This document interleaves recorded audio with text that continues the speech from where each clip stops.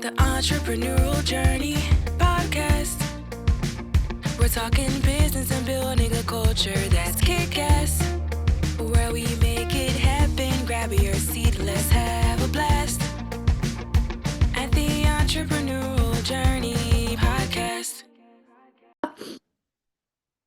All right, welcome to the Entrepreneurial Journey podcast. This is the last Entrepreneurial Journey podcast I'm going to do before I change over to In the Business Coach's Chair. Right, today we have Adam Sinclair, who is in a field with his sheep. This is a first for the Entrepreneurial Journey podcast. Adam, tell us why you're in a field of sheep. I decided that I was going to register as a farmer, and I bought a smallholding outside Edinburgh, and so I bought sheep and a ram on Monday at the Stirling sales. So they're up behind me, so I'm just checking them this morning, make sure they're alive. Okay, but that's not what you do normally, is it? Tell everybody what your normal day I'm not a job farmer. is. I'm not a farmer near it. I'm in self-storage and removals. That's my main job. That's how I try to make money. Right. So that's what I do. Right. All right. So, okay. I looked on LinkedIn. You're like a managing director for 3 or 4 different businesses. Is that right? More than that, I think I've got a coffee shop, the Beanton, which is Stirling. I've got the Sinclair Removals, Perpignan, Edinburgh, Edinburgh self-store, Stirling self-storage, and then I've got Brent Transport Removals, Letford Removals, and Larbert Carriers in Falkirk. So, yeah, I think that's more than Right. That's enough. And now you've got some sheep and you've got some chickens as well, I believe. Yeah, I've got. So I know it's the podcast not about sheep today. So I've got 20 cross Texel, 10 cross Texel sheep, and 10 cross, and then 10 pure Texels, and then I've got a pure Texel ram. And there, anybody that's farming or there or sheep don't know what they are. I've got 8 heads, two black rocks, and 6 light Sussex hens. So yeah, just keeping myself busy. Yeah, well, so that was my next question, Adam, is do you get bored easily? And yeah, I need to be doing something. I need to be Right. doing something all the time. So I enjoy being busy, doing things. I've got something else on the go. I've got a couple of acquisitions I'm pushing through just now. Right. And I've got something in the background which I'm creating with somebody else, which I think will be bigger than all of it. Okay. So yeah, I've got lots going on. I just enjoy it. Really enjoy it. Really enjoy speaking to people, other business people from different businesses. I get a real buzz off it, and just see what they do, and then even though they're in a different business, just say, well, what can I implement and what they're doing into my business, and I just get a real energy from it. Just get up every day and love it. Cool. When did you know that business was the way forward? Because you were in rugby. You were a professional rugby player, weren't you, for years? Yeah. So I was playing for 6 years professionally when I left school, Uh-huh. and I don't know how business. I always had an eye for. I like making money or looking at things. I didn't quite think that I would be where I am today. I didn't even know about removals when I was playing rugby, to be honest. But yeah, I think maybe when I was just about maybe the second last year in my business, I start thinking, oh, I could make money out of that. I could do this. I could do that. So it really just snowballed after it. And I think maybe I've been lucky and I found something that I really enjoy, and it's gave me a lot of opportunities off the back of it. Yeah. You started off because the story I heard the other week at We Do Scotland was you started off with a van and moving kitchens. Is that right? Yeah. I would get up in the morning. I went round the industrial estates and sorry, my hair's blowing about. I'd get up in the morning and at 6 go and deliver kitchens, and then I got a contract doing that, and then at about 9 o'clock I could start doing removals, and then we finish about 8 o'clock at night, and then do it all again next day. That for a couple of years, and saved up the money to buy another van, another vehicle. So today's things like getting funds and getting backers is probably not the most strategic way of doing it, but it was just hard graft, really, to be honest. And yeah, and long hours. Yeah, I don't think there's any substitute for hard graft. I mean, unless you're developing some new technology that takes ages in R&D, if you're doing a straightforward business, you fund it yourself through hard work without a shadow of a doubt. Yeah, definitely. Yeah, no, and I look back and I think I wouldn't change it, because you learn a lot about yourself, and you see all the good things on LinkedIn, because I sometimes tell people the bad things, but most of the time people are posting, they only see the good things and the glamorous things, and it's going well, and you don't see behind the scenes, and things don't go quite right, or somebody doesn't turn up, or something lets you down, or a vehicle breaks down, or you're out till 1 o'clock in the morning, or I remember working 48 hours straight, no sleep, and like those are the bits I think that you learn a lot about yourself. And I think when you push through that barrier, it's like sport, I suppose, as well. You go through the threshold, and then you're able to do more off the back of that. I call it character building days, when it was really shit. But, Yeah, it's character. Yeah. So, yeah. Yeah, it's good, but I wouldn't change it. I wouldn't change it at all. So, like, you've got all these businesses. How do you go about finding people to run them? Because you can't be there all the time. And this is the thing that stops most business owners growing their businesses and acquiring other businesses. They don't either find the right people to put people in charge, or they don't trust people to put them in charge. How do you do that? How do you overcome that? I was fortunate at the start. I got a good right hand man. I played rugby, but he's Welsh. He used to play at Wales Sevens, things, and he was a professional rugby player as well, played Ospreys, and he started with me, and he was he didn't know nothing about removals as well, so he's learning as he's going. So he's been able to be moulded to the way, not that I want, but the way he'd want to do things as well. And a fresh mind, and he's basically the way I want to do things, run things. He's went along with it. He goes, right, that's how we're doing it. Right. And I think I've been very lucky to have a good right hand man like that. And he's not had any outside influences from others, because he's new to it. And then on the back of that, we've brought more people in, and we've found that, yeah, it's good getting experience from other companies, and that's how you get better. But if you can mould people to the way you want to run your business and do it, because everyone's different, then you're on to winner. And we've brought people in, we've trained them, we've put them on courses, and put them out there and say, look, that's the way we're going to do things. Right. And like, so the coffee shop, I had a really good person, they left, and then I've got another. You go through 3 or 4 that are not great, or it's not for them, and then you've got somebody else, and now it's very, very good. And it's kind of saying, these are the rules, this is what I expect, but go and run it on your own. Give a bit. I think people like a bit of responsibility sometimes. So if you give some responsibility, they really take it on. And if you're not on top of them all the time, then they can kind of put their own stamp on it, and they feel more important, which they are, and they're trusted, you know. Yeah. With your right hand guy, has he got equity in the businesses? No, he hasn't. He's got he gets bonuses. Right.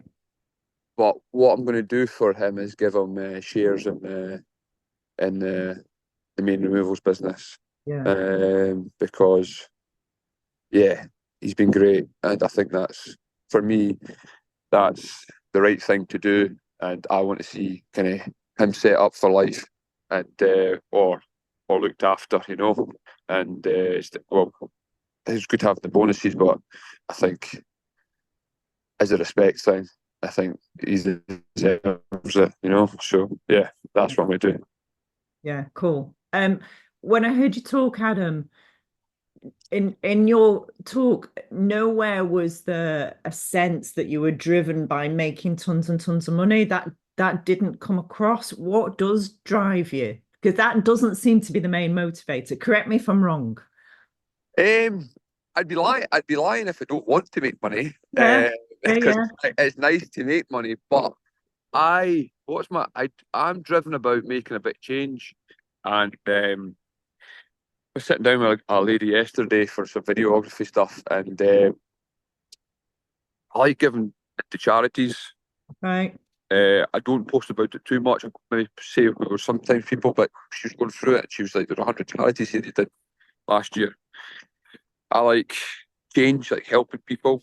Like I've been growing my business, it's doing well, and my real driven is like if I can grow my business and help sports clubs, schools that maybe don't have access to good sports equipment, get kids into rugby, girls and boys, and then my big thing is I want everybody to have the same opportunities that I have. So that's gives me a real drive, because as I grow my business, I want to bring everybody up with me. I want people to do well on the back of it, and I want to hear in 10 years some success stories of he didn't get access to rugby or she didn't get access to rugby and now she has because of it. And that's because what we've done with the business. And I've got a thing on my removal vehicle, it's called Changing Lives. And changing lives isn't you're changing lives when you're moving, but changing lives is for the part of my business where we're giving back some money to charities and help make a difference, you know. And it's not big charities, it's small ones. And got one like Feed Stirling's Kids. The girl did 2,000 meals last year for kids at the weekends and or school holidays that might not get their scoop, they get their things like that. So that gives me a real motivation, and I love it. Yeah. Because when I heard you talk, you kind of stood up and I was like, oh, here we go. An Edinburgh posh rugby boy. Here we go. Silver spoon in his mouth, blah, blah, blah. But it was a completely different story. Tell your story. Yeah, I'm not... look like it today, actually, don't I? You look like an Edinburgh posh rugby yeah, boy. I really confuse people until I open my mouth. I get that a lot. No, I'm from Bannockburn, so Bannockburn is obviously it's just a wee village outside Stirling, and it's Stirling, sorry, and yeah, just grew up there. My mum's side of the family, my granddad, he was a roofer. He was worked really hard and didn't have any money, and then he was doing like bare knuckle fighting and all these things, and then he wanted the best for his kids, and then he bought lots of land and 20 acres of housing on it, but then at one side of the street he built 7 houses for his kids. So me and all my cousins grew up in this dead end of a road. They weren't quite small houses, they're 5 and 6 bedroom houses. We all grew up, and then we thought that was normal. And I'd go to school, primary school, with my 10 cousins in the morning, walk together, and we thought that was normal, and we'd learn how to knock lumps out of each other in my granddad's paper room. And yeah, and he always said that if you want anything, you got to work hard for it. And watching him and what he did and all the sacrifices that he made, and yeah, he was my dad was really working a lot, and he was like a second father to me, so it was good having that as a role model as well. And yeah, and then going from Bannockburn, then high schools at the time, top 5 state schools in Scotland. There was organised fights every day. I was part of that doing, and then on Friday nights and different things, and then getting a scholarship to Loretto. And my teachers, I had to get certain grades to get to the school, and then to get in, and then my art teachers and different things, making sure that I got there. I had to have so many B's to get in, and I never got the B's, but somehow the B's appeared, and I got my scholarship to Loretto, and it's probably, it was chalk and cheese, the two, and going from there to there, it was. But I think, and I loved it when I went there. It was amazing. I really enjoyed boarding. It was great, and I really think that made me, because kind of got two parts of life and two like kids that would never really mix with those kids from the school I went to before, and you get I think you get a well-rounded view of life, because I remember we used to get full roasts at Loretto, and I couldn't believe we'd get all this food, and then I used to walk to school with boys at Bannockburn, and they'd be pinching pints of milk from the door on the way there because they didn't have any money for school meals. So yeah, I really went there. I really, really took it with both hands and loved it, and I wanted to make as much contacts as possible. So and speak to people, and yeah. So it's that's a short snip of kind of not being a silver spoon posh Edinburgh boy. Yeah. So that was very in my posh wellies and my gilet today, but yeah, I think the accent does it. So that's it. You're allowed posh wellies. You work hard. Where if you hadn't have got that scholarship, so your skill was in sport, and like you've clearly got talent, a natural given talent for that. If you hadn't got that scholarship, where would you be today, do you think? I don't know. It's a hard one. I think you always find a way. Right. I think you'll always find a way, and I was always very driven in terms of what I wanted to do.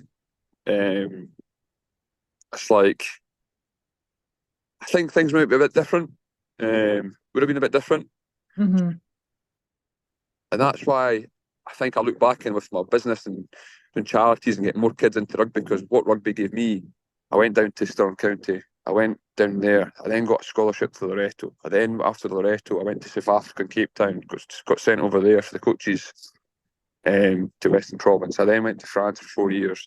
And you got to at the start, going down that rugby club, and then going to kind of get a scholarship, and then everything that snowballed after it. So then the business contacts I've got now and people I speak to because of the rugby, and I know it shouldn't always be that way, but it is. And it is. And I know so many people in Edinburgh, and I wouldn't have got, but so that's why I think, right, if I can get as much many kids as I can to rugby or down the local club, it might not be a professional rugby player, but the contacts will get off the back of it. And I just really do just want to see people get the same opportunities I did, and then do something with it. So yeah, maybe I wouldn't be where I wouldn't be where I am today if it wasn't for getting that scholarship or be in the same place, So yeah. I suspect you would have found a way with the life force and the energy that you personally have. I think you would have found a way, definitely. I think with other people with less of that in them, they maybe would have gone off track. But yeah, I think you would have found a way without a shadow of a doubt. So you got some plans for your business, but before I ask you about the plans, how would you describe the culture of your businesses? Because you've talked about the rules and the way we do things around here. How would you describe that? I think it's very old school the way I run things. It's kind of, you respect me and I'll respect you, but I'll do anything for you. You know what I mean? If it's black and white, it's not wishy-washy. It's just real. You turn up time, you look after me, and I'll do extra bonuses for people within my teams and stuff like that. Or somebody might need something paid for, or somebody might be in a bit of trouble, or somebody it could be some fees for school clubs for their kids. Like that's the type of culture that's there, But I know they're looking after me and doing that. But there's very rarely any second chances if you really, really let me down. And there it's everybody's the same and everyone's treated the same, And I've got a lot of people there that have been there a long time and they love it. And they like it because just speak the truth to them. This is what it is. This is what I expect, and it's reciprocated back So it's hard because culture and work are so different these days, and it depends what businesses you're in. Mm-hmm. Whereas I've got 30 lads who are it's like, not all of them, but if you give them an inch, they take a mile. So they like the rules.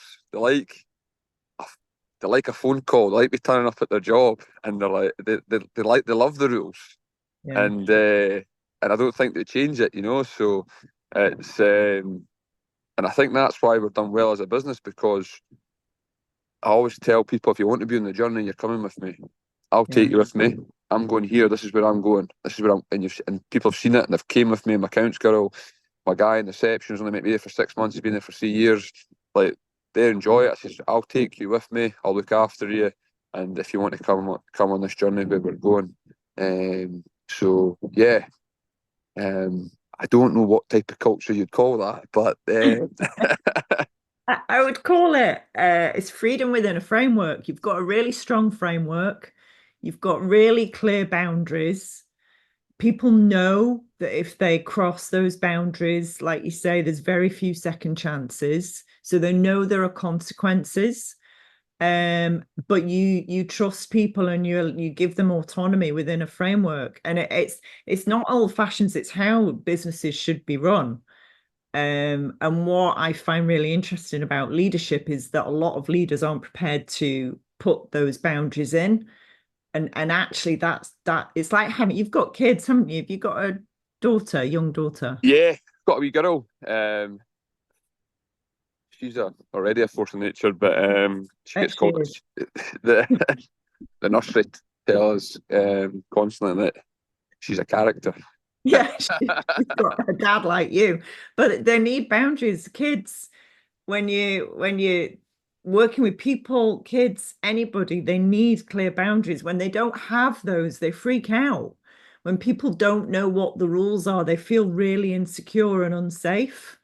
So actually what you provide is psychological safety, if we're going to get, big and highbrow about it. And people like that. They respond really well to that. I think you're right, and I think sometimes it's went too much the other way, and then people are wondering why they're not getting things done, or people are working from home. There's different aspects of it. People can work from home and they're more productive, but then somebody's personality can't work from home. They need to be in the office, and they'll even tell you, I need to be in the office to focus. And because everybody is different, but like at my work, you can't work from home. You've got to be there. You've got to be in the office. It's all happening. I remember one of the guys that managed the coffee shop. He came into my removals office. There's like 8 people in there, and things are changing. There's 10 removals going on a day. He said, "Do not let me in that office again. I do not want to be there. It's just constant going, moving, and truck's not there. That truck's broken down, but with the removals, it has to happen that day. So where we're going to pull a truck from?" I said, "Well, I'll pull one from there and get that in there, and those guys are there, and constant problem solving." But I think with being dyslexic, and this is probably going back to like maybe why I've been able to be good at removals, is because it's a constant problem solving every day, and I've found that I've been doing that my whole life because I've had to get around things and work things out. And I know everybody's got something these days, and people's like boo-hoo, but they get on with it, and do get on with it. But I think that's been like it's really helped me, because I've had to always work my way around it. How am I going to do that, or how am I going to blag that? I can't write that, so how am I going to do that? Totally. So years ago, I was at a business conference, and somebody, like the speaker, said, "How many people in this audience are dyslexic?" 60% of the audience put their hands up. Most entrepreneurs are dyslexic, but like for exactly that reason you say, because you've constantly got to solve problems in a completely different way to everybody else. It's a bit of a superpower in business. Yeah, and for somebody that's not dyslexic, doesn't mean you're not good at business, but I think it is. And like my right hand man, he's just like, he can solve problems on the spot, but he sometimes laughs at me because he's like, "You're just solving that on the spot. You're just spinning plates. He's like, how are you doing that?" And I was like, I think when your brain's been doing it your whole life, you just comes second nature, and but I enjoy it, and I've kind of, when I was up to, I was about 22, 23. I wouldn't tell anybody I was dyslexic. I didn't even tell maybe that was my biggest downfall. I was playing school in the 20s and different things, and guys were like, how are you not getting the lineouts? How are you not getting these there's different calls at different there, and they put it on the board. Right. And I was like, I didn't want to tell anybody I'm dyslexic because then you're classified as stupid or whatever you are, and I'd have to wait to go out there and do the drills, to see the drills and do the movement. And I'd always say to boys, you just run that, I'll watch the first couple, or a kid on to be messing about my laces for to start doing the drills, and I'd be watching and things like that, you know, and they wouldn't know that, but that's what I'd do. And then I'd get the drills, and then they start talking about it, and then I'd look at it a different way. That's maybe, look back, there's one little thing of problem solving, you know. So yeah, so but it's good. Again, I wouldn't change it. No, definitely not. It makes you who you are. So you don't have to give any trade secrets away, but are you expanding into different businesses with this big thing you're working on, or where are you taking things? Yeah, another self-storage place, and then it's actually tech. I'm doing something in tech. It's a different space, completely different. So I'm learning lots, but I'm really enjoying it because it's something that I've never looked at before. So, yeah, I can't really give too much away, but when I have a coffee with you in private, I'll tell you, because it could be a big hit or it could be a big flop.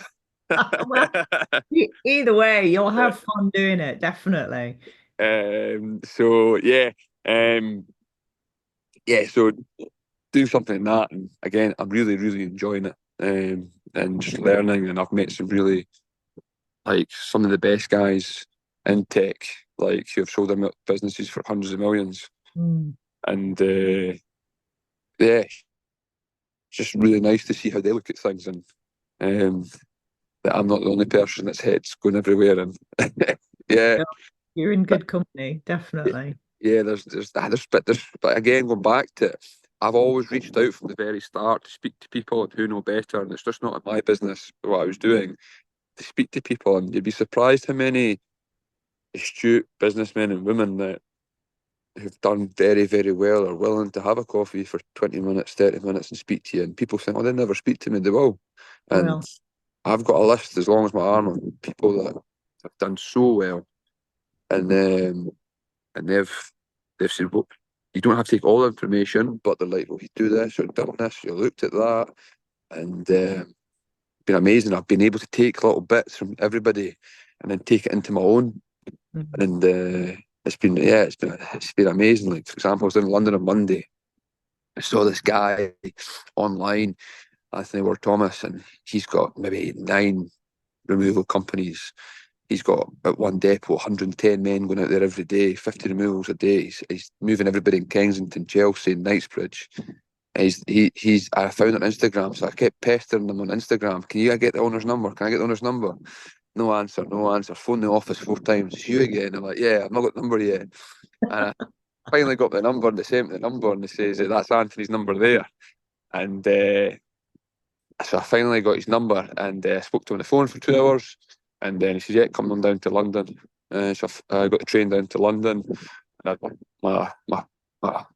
this was last week. I had my notepad out, I had my pen out. I was just taking everything in and seeing what to do in systems. I took away 2 or 3 things that's going to really help my business. And I think they're kind of laughing at me because I was just like, what about that? What about this? And instead of people asking me all the questions, I felt like a little boy at the shop, just, what can I do, and what about this? So it was great. And you just go out and speak to people, go and see what they're up to. Yeah, you'd be amazed. I put offers out there of people that I'm really happy to talk to, and be amazed people don't take me up on it. I'm like, and it's like, I've been doing this business coaching lark for nearly 20 years. Come and ask me questions. If you start out, ask me questions. I'll share whatever you want to know. I'm really happy to share. And I really want to encourage people to go out there and ask, because I did the same as you when I was in recruitment. I went and spoke to loads of people in recruitment, like, how do you do it? How do you grow the business? And they were all really happy to talk to me. Yeah, and it's not really just massaging people's egos. People just like remember when they were at that stage. Yeah. Yeah. And they want to help. Yeah. Like I had a lad that came to see me 3 weeks ago. He's put in touch with me through LinkedIn. He's had trouble financially with his business and what he's doing. And I took him to my Edinburgh store and met him there. And I says, do these 5 things, right? Don't think about 2 years, but this is the end goal. But think about the next 5 things, the next 6 months. Do these, and you'll smash it. And he messaged me 2 days ago. Just got these 2 big jobs. I've got them and doing that now. I said, get your van branded, get the right logos on Google, get on Google My Business, do those things that are free. And I says, is that for free? And that's for free. Do this, do that.